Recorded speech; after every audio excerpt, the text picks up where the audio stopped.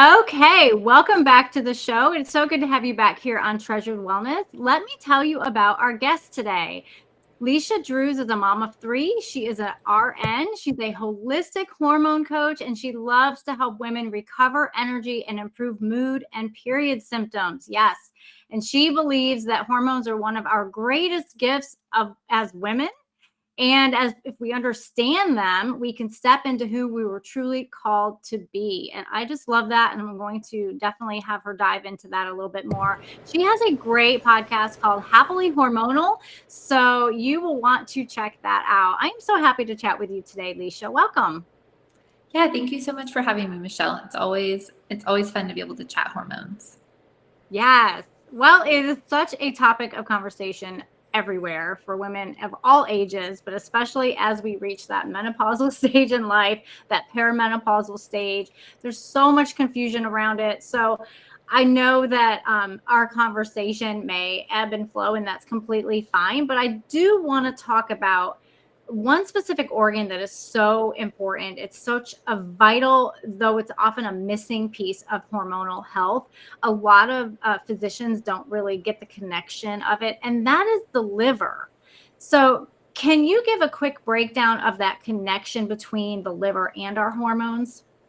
Yeah, absolutely. So I do work primarily with women I definitely work with women who are cycling. So I don't work with women as often in menopause, but perimenopause is absolutely still while you're cycling. And so I just want to say, like, my expertise is going to lean more that direction. And I will throw in a few things menopause wise as well, because I know that that can be helpful and I do have some knowledge there, but I'll mostly be talking in the context of still cycling, whether your cycles are kind of essentially what I would say petering out and they're a little irregular and we'll talk about all that. But in the context of cycling, what I really focus on when we're working on hormones and hormone balance from a natural perspective is number one, being able to make hormones well. And number two, being able to detox hormones well. And so there's a whole conversation we can have about both of those things. So number one, being able to make hormones well, you need to have the right nutrients in the right quantities, like throughout your day in a balanced way to be able to make hormones well. And that's estrogen for the first half of your cycle. It's progesterone for the second half of your cycle. They trigger each other. So it's really important that that whole picture is in place. But where the liver comes in is actually both sides of hormone balance. So to make hormones well, you have to have a lot of signals of safety in your body. And the liver has so many roles in the body, to be honest. It's probably like one of my favorite organs because the more I learn about it, the more I'm like, what in the world? And why is not everyone just talking about the liver all the time? But Right? I one of feel the the same way. yeah, but one of the big things I like to talk about for that first step of making hormones well is blood sugar balance. And the liver plays a pretty big role in blood sugar balance. And so if you are having trouble balancing your blood sugar throughout the day, this is not in the context of being diabetic, by the way. This is non-diabetic women who are still just having blood sugar imbalances. What that looks like is typically throughout your day, you would have kind of like ebbs and flows in energy, some crashes, and those can be, feeling anxious, irritable, shaky, hangry, like just angry in general. Like all of those things can come from blood sugar imbalances. And what I see most often is that women are actually not eating enough and not eating consistently. And what I mean by not eating enough is even if you're getting enough calories, which a lot of women are not, because we have been taught that eating a lot of calories is bad for us, and getting enough for a full-sized woman's body is going to make us fat. And when we're not getting enough nutrients specifically, we're not getting enough of the things our bodies need to make hormones well, it's not going to be giving our bodies those signals of safety. And even more importantly, or just as importantly, I guess I can't really say it's more important, but is getting those nutrients in the right combinations at consistent intervals throughout the day. That's huge for blood sugar balance. And if your body is not getting that often, there's lots and lots of days where you wake up in the morning, you're rushing around, you drink some coffee right away, but you're not eating a full meal. And then maybe even for lunch, you're still kind of rushed and you're not eating necessarily a full meal or a balanced meal. We can see blood sugar crashes a lot. And when that blood sugar crashes, it's a full-on emergency in the body, because truly it is an emergency. You have to have enough glucose in your blood to keep your brain functioning. And so your body is going to be like, stop all the things, don't do anything outside of what's absolutely necessary, and let's get this blood sugar up. And so it's going to be a spike of cortisol, which is a big stress hormone. And when that happens, your body gets this signal of like, oh, things aren't safe. And if that's happening multiple days throughout your week or multiple times throughout your day, that signal of safety for you to make hormones well is going to be struggling, essentially. So the liver plays a big part in that glucose balance, because it stores glycogen, which is from healthy carbs, essentially. It stores glycogen in your liver. In a healthy liver, you can store glycogen for like 8 to 10 hours at night and keep your blood sugar stable. You can store that glycogen throughout your day to be able to help you make it between meals, because you don't need to be eating every hour by any means, but like every 3 to 4 hours is usually pretty healthy balance, where you have to actually take a break between your meals, but you're also eating consistently enough to keep that blood sugar stable.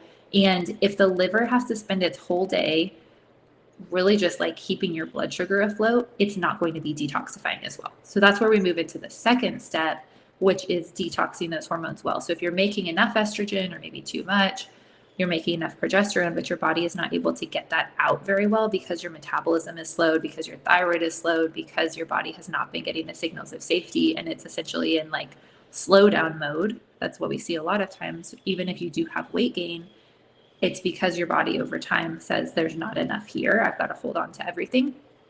And the liver has been struggling to like keep your blood sugar balanced for days and weeks and years. And it's not able to take the time that it needs to be detoxifying well. And there are other organs involved in detox as well, but the liver is huge in both sides of hormone production and hormone detoxification.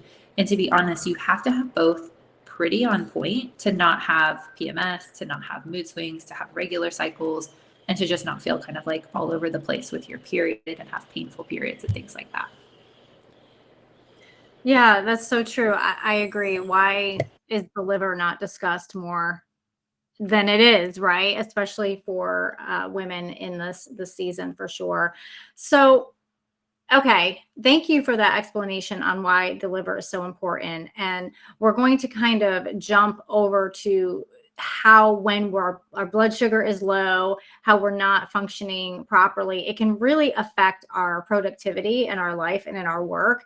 So can you talk about when you are in that perimenopausal season? Your periods are spotty, they're inconsistent, you're just not feeling great, and you're not really sure where you're going. How long is this phase going to take? All of that. So can you just talk about that, and how does it really affect our brain and thereby our productivity? Yeah, so this is a great question, and I think it's probably, there's a lot of different directions I could go. But the first thing that I want to address is, in perimenopause, I think it's easy to feel like everything has changed and nothing is the same as it was before. Where it's like, kind of like, where am I going? I probably need to change everything, do everything differently with food or with, exercise, or like my metabolism isn't keeping up as well as I want it to. And I'm always going to be a big advocate for going back to the basics. So blood sugar balance is going to be huge, because it's going to support your adrenals. It's going to support your thyroid. Both of those things are really important for your metabolism, for your energy, for your mood. So I would actually kind of argue that whatever you've been doing in the past that has worked for you, you would almost lean into it more versus feeling like you have to start over. So for example, if you are someone who's been eating healthy and exercising and it was working for you, and then now your hormones are changing and it's not working as well, looking back at like, well, what part of that was working? Like, was it that I had this really good solid breakfast that had protein and healthy carbs, and maybe now that I'm, entering perimenopause, I'm shying away from that because I'm afraid of weight gain? Or is it, I was exercising, I was doing, strength training a couple times a week, I was taking a couple walks, and that was working for me. But once I was like, oh shoot, my period's starting to stop, I'm moving into menopause, I'm scared, you amped it up, or you stopped. You did one or the other, and you didn't like stay consistent. Those would be things that I would look back on. But also just realizing that those signals of safety get even more important as this season changes, because perimenopause, I believe, can be a pretty smooth season. It's natural, it's normal. I don't think it has to start at age 40 or 42. I think late 40s would be more ideal for that to start. And I think what you've done all the years before now is going to make a really big difference. But what you're doing now is also going to make a really big difference if you just could look at your overall, how you're taking care of your health and go back to the basics. Like, how can I just nourish myself really, really well in this season? Eat healthy, whole foods consistently. How can I exercise in a way that feels really good to my body, that doesn't leave me exhausted, but leaves me energized, that I know I'm moving consistently?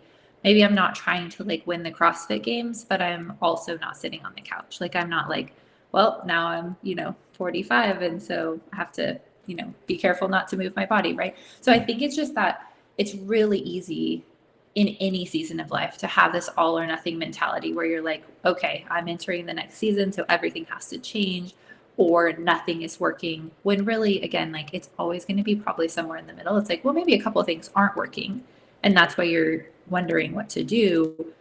But I usually find that leaning back into the things that worked really well before is a great place to start. And then you can seek out help and information and figure out where to go from there, essentially. But kind of when we look at productivity, there are changes in estrogen and progesterone in perimenopause. So say you had a 28-day cycle your whole life. Now you've got a 45-day cycle. Now you've got a 30 and then a 60 and then a 20, and then like it's all over the place. Right. Well, you're going to be making more estrogen sometimes, less estrogen sometimes, more progesterone sometimes, less sometimes. So just so you can understand quickly what that looks like in a cycle is from the time your period starts until you ovulate. That can range, that could be a different amount of time each month if you're having irregular cycles. But from that time, estrogen is going to be dominant. It starts out really low at the beginning of your cycle, then it starts to rise as you're moving toward ovulation. If you're having a 60-day cycle, for example, you're going to have about 45 days until you ovulate. So that's going to be totally different. You're going to have more estrogen that cycle, but estrogen is going to stay at a lower level, and then it's going to rise quickly right before ovulation, just like it always would. But you're going to have a longer time where it's at a low level. And then you'll make progesterone for 2 weeks, hopefully, and then you'll have your period. And that would be a lot different than if you have a 23-day cycle and you ovulate a lot earlier. You ovulate like day 10, and then you make progesterone for 2 weeks, and then you have your period. So just understanding that there are going to be hormonal shifts if your cycles are irregular is really helpful, and understanding what that could mean for mood, productivity. When estrogen is higher, it can be helpful for focus and for the kind of like more optimal thought function. And so having those regular peaks in estrogen is really helpful for women. Some women notice, especially ones who lean more towards like ADHD symptoms, they notice that their best productivity is right around ovulation when estrogen is highest, and that when estrogen is lower, that they don't have as much optimal thought function or productivity. And even in a cycle, you're going to have a little spike of estrogen toward the end of your cycle too. And so there's a lot of different times where there's estrogen, but if you're having those long cycles, all of a sudden it's going to feel different. And so you may need to support your adrenals a little bit more where you didn't need to before. You may need a little bit more like mood support or brain support, or you may just need to be honest, actually take care of yourself when you didn't have to before. Right? That may be the biggest thing, is like you're not able to get away with as much as you were before. But I think understanding what your cycles are doing is really helpful for productivity, because then you can kind of adjust and give yourself grace where you need to, versus just expecting that you're going to feel the same 24/7.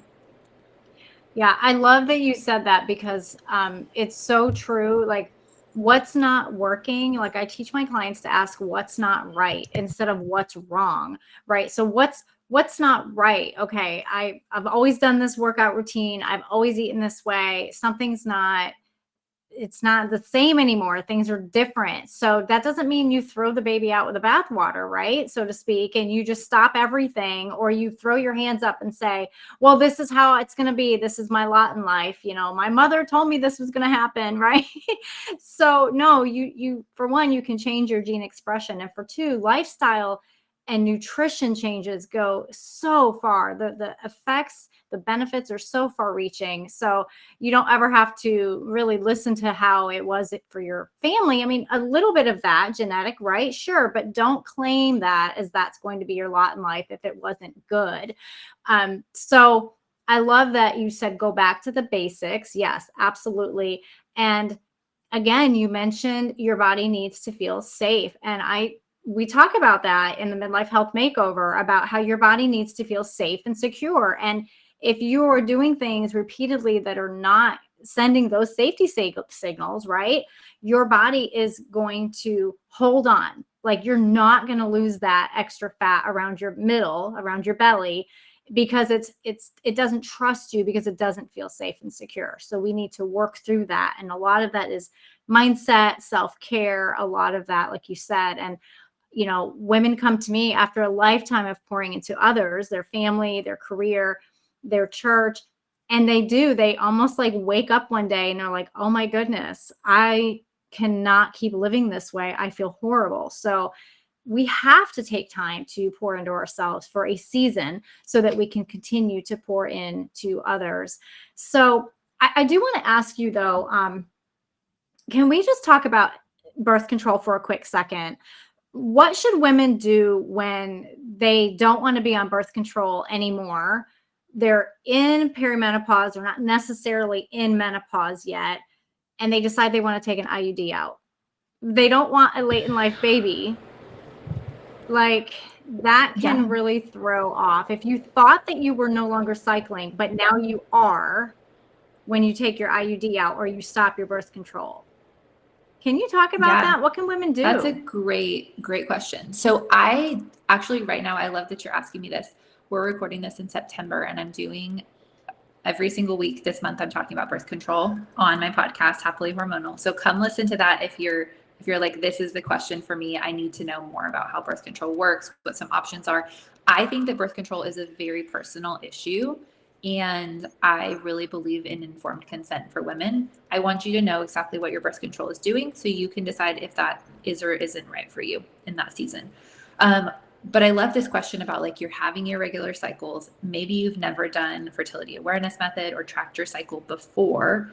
And that is going to be my answer of, like, best case scenario is learn to track your cycle. There's a book called Taking Charge of Your Fertility that's really, really great. I love that book. There are, you could look for a fertility awareness method or a FAM provider who teaches how to track your cycle really consistently and really, what's the word I'm trying to think of?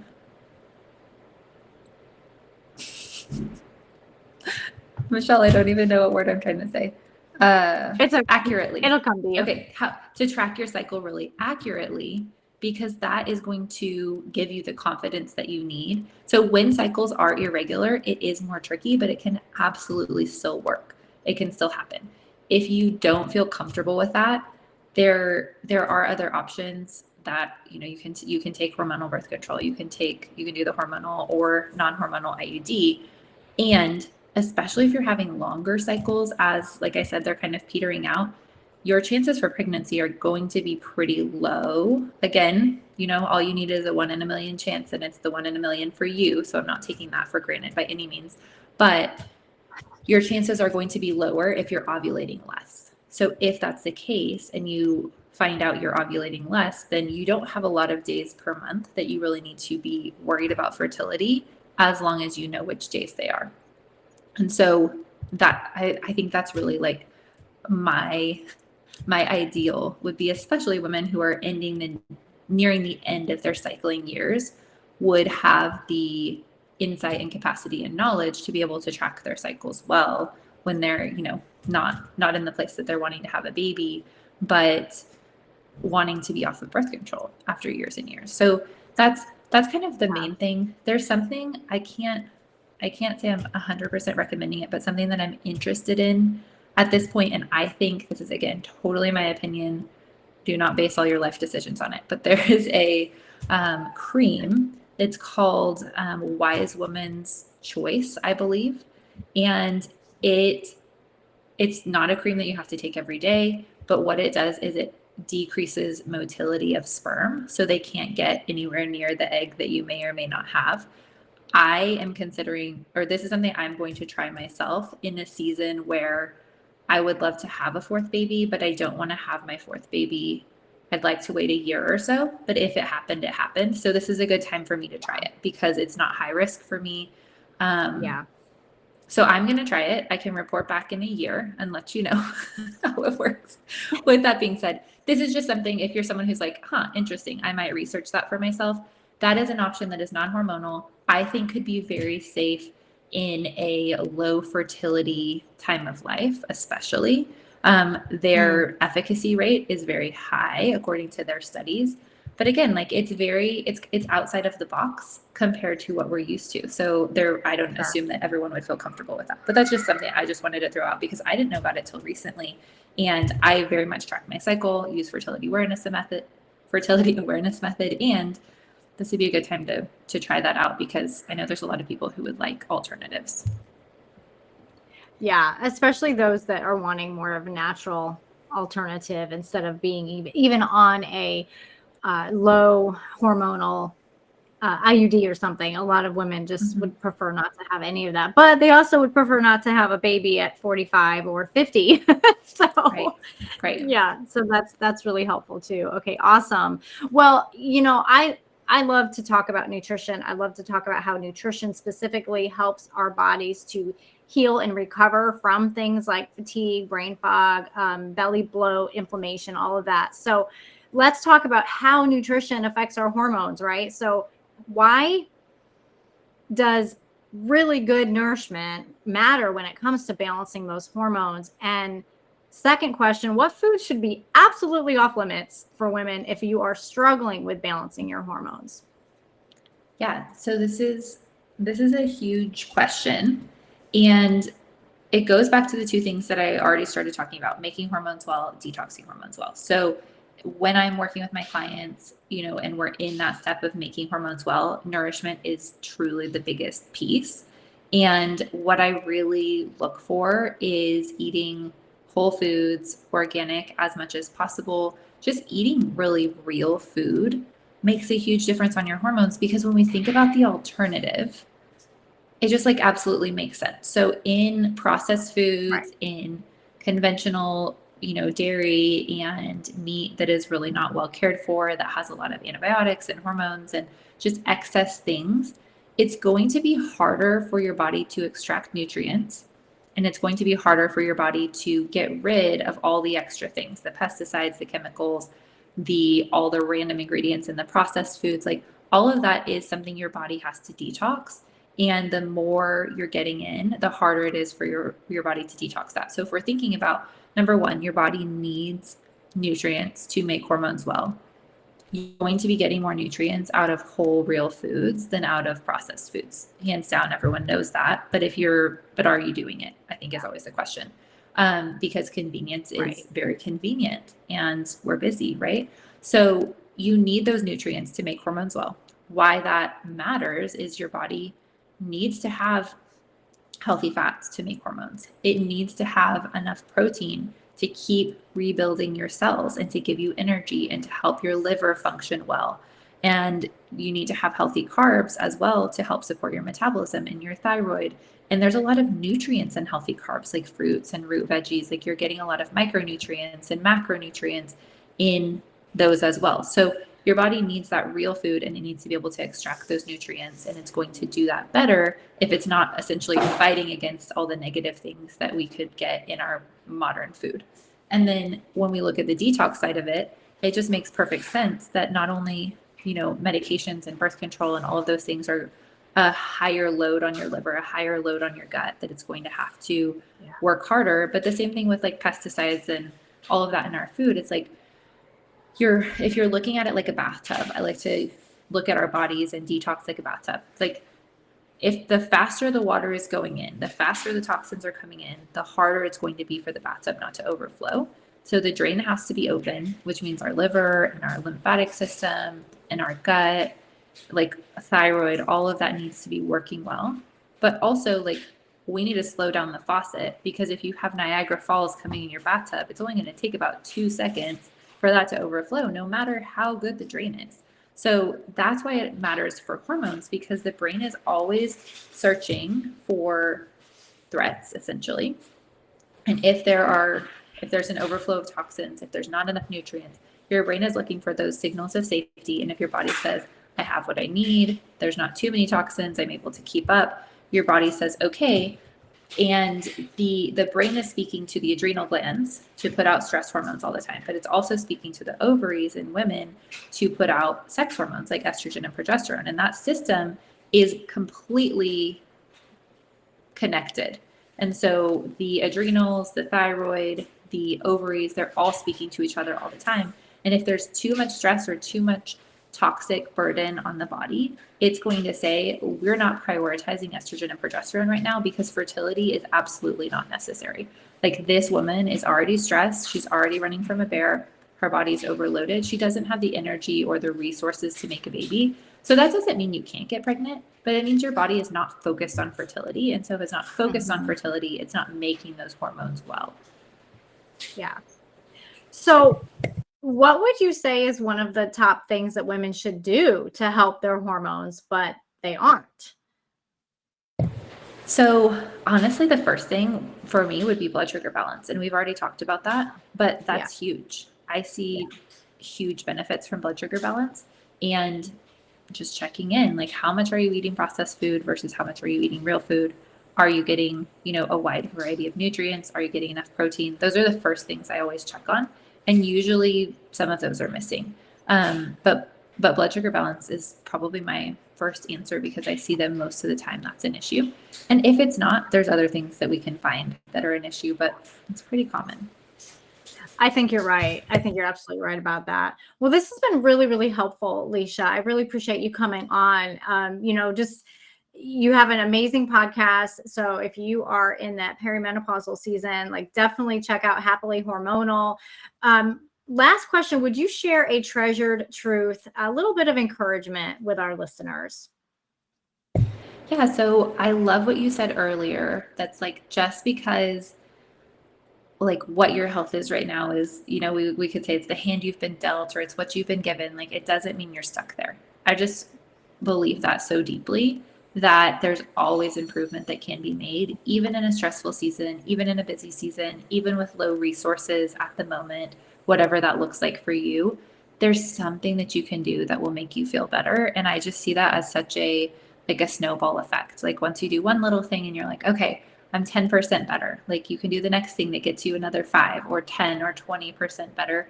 And that snowball, maybe you're not headed to 100% in the next 2 months, but like, if you're 50% better, that's huge. And you have the capacity, for the next thing. And I just find that so much of the time, it, like you said, it's like, this is what runs in my family, or this is, how it is for me. And I just think that that's a limited belief. And I just see it proven wrong again and again when we just get the right nutrition, the right lifestyle changes. So I just want to encourage you that even if you're like, I'm in perimenopause, I didn't know anything about my hormones this whole time, I was on birth control for a million years.